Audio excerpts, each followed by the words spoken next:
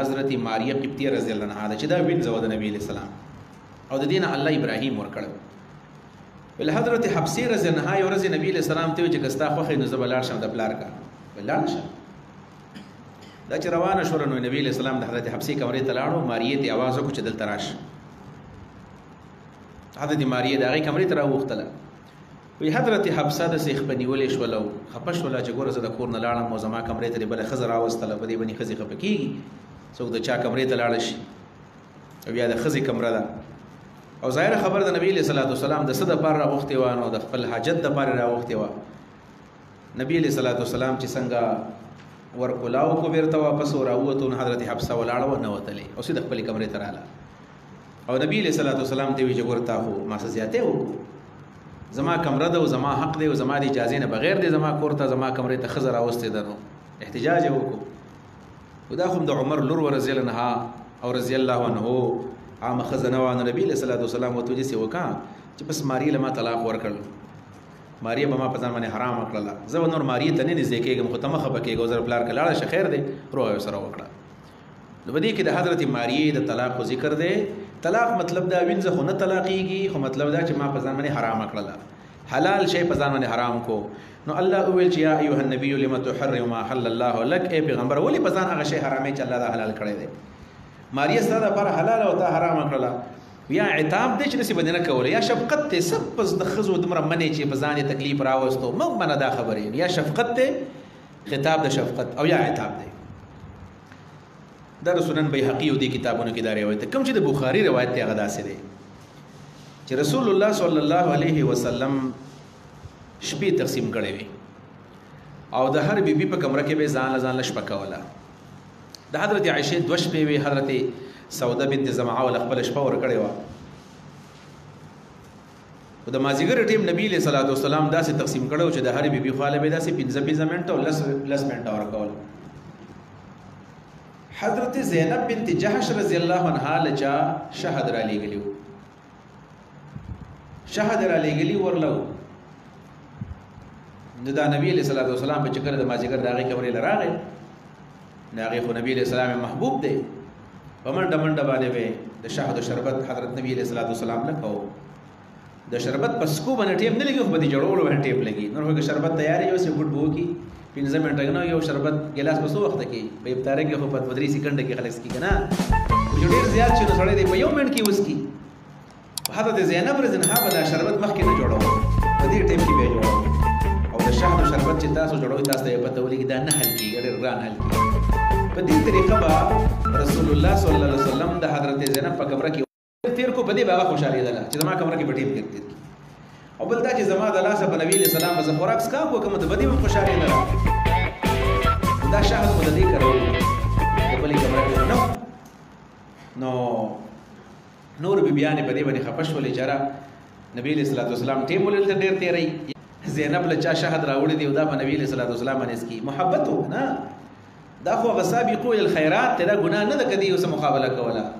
د دې هم شوق دی چې زموږ سم شهد وي موږ هم په نبي علیه السلام شربت څکې، خو نه غربت و. دا احتجاج نبی علیه صلات وسلام ته حضرت حفصه رضی الله عنها وکړو.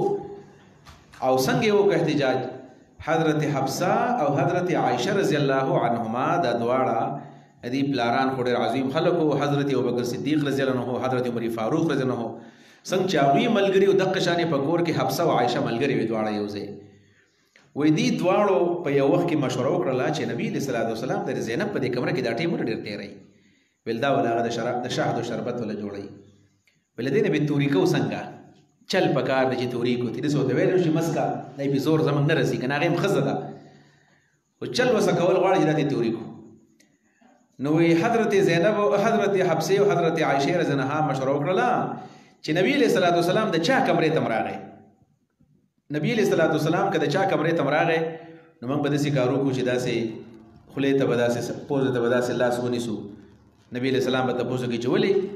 ویل موږ ورته وایو چې ستا د خولې نه به موږ باندې داسې ګنده شانې د مغافیر وبې راځي. مغافیر لفظ به تاسو پېژنئ، ګندنه ورته وایي. ګندنه د پیازو د اوږګۍ په شان یو شی دی. ګندنه په دې سبزۍ منډۍ کې چېرته تپوس وکړئ، چارسده کې ما لیدلي و دا بلې ته ګندنه وایي، د پیازو په شان د اوږګۍ په شان یو شی دی.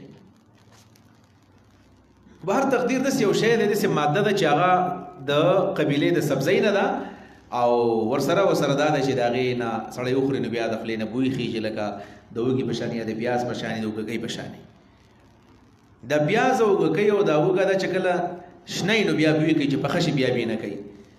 حضرت حبسي کمرې ته نبي علیه الصلاة والسلام راغی نو هغې داسې ځان داسې جوړ کړو چې لکه شاته کېده. ولې؟ و یا رسول الله انی اجد منک ریح مغافیر، ستانه به ما د مغافیرو بې راځي. ورته یا مغافیر؟ والله ما اکلت مغافیر، ما خو مغافیر نه دي خوړلي. ته څه وې؟ پته نه لګي نو خوړلي دي. دې ته خو پته وه چې لکه د مغافیر موږ به ورته وایو چې یاره دا داسې د شهدو نامچۍ تلې وه او داسې بانه به ورته وکړو. ویل چې څه دي خوړلي؟ ته ووایه څه دي خوړلي، زه به ورته اوس ویم. وایي چې ما خو صرف شهد خوړلی. چېرته و شهد؟ زینب بنت جهش کو خاله ته ځکه هلته ایسارېږې. ویل چې هلته خو ایسارېږې خو دا په تا چې شهد خوري دا شهد چې دي دا خراب دي. ولې خراب دي؟ شهد هغې چې په شهدو کې بوی موی نه وي، ګورئ خوند من پکې نه وي. په شهدو کې چې معمولي امیزش وشي هغې ته شهد نه ویلی کېږي. وایي ممکن ده چې دا د شهدو دا مچۍ به چېرته تلي او د دې مغافیر نه بیا رس راښکلی او هغه به بیا په دې کې ګډ کړی. حالاً کې د شهدو مچۍ چې ده که نه، شهدو مچۍ دا قطعا په ګنده ځای باندې کېناستی نه شي، او چې دا کله کینی او دا کله د ګګ له بیرته راځي نو دغلته چې کوم د شهدو د مچو دا کوم سرداره ده سیده دی په هغه وخت کې وجني. خو نبي علیه الصلاة والسلام ویل کېدی شي داسې شی وي چېرته د مغافیرو دا رسې راښکلی نو ورته ویې چې داسې وکړه چې ته چاته وایه مو خو ما په ځان باندې شهد بند کړل، ما په ځان باندې شهد بند کړل، شهد مې په ځان باندې بند کړل. رسول الله صلی الله علیه وسلم چې کله د شهدو د بندولو خبره وکړله دا خبره الله ته نه وخوښه. ولې نه وخوښه؟ ځکه چې د شهدو بندول اختیار د نبي علیه الصلاة والسلام نه و، د رسول الله صلی الله علیه وسلم د نبی علیه الصلاة والسلام اختیار دا نه و چې شهد یې په ځان بند کړی وي، دا حلالو. نو الله رب العالمین ورته وایي چې دا شی دا ته مه کوه، دا کار دې غلط کړی دی، په دې دې خپلې بیبیانې خوشحاله کړي دي. نو حضرت حفصه رضی الله عنها چې کله نبی علیه الصلاة والسلام ته وویلو او رسول الله ته زه به دا شهد نور نه خورم، نو فوراً حضرت عایشې ته وویلو چې بس کار وشو، نبی علیه الصلاة والسلام نن نه پسو دا شهد مهد به نه خوري، شهد مهد به نه خوري. نو الله رب العالمین په دې باندې عتاب راولېږو چې د ښځو د خوشحالولو لپاره داسې کار وکړو نه و دې کولی، دا بل هم ستا ښځه وه.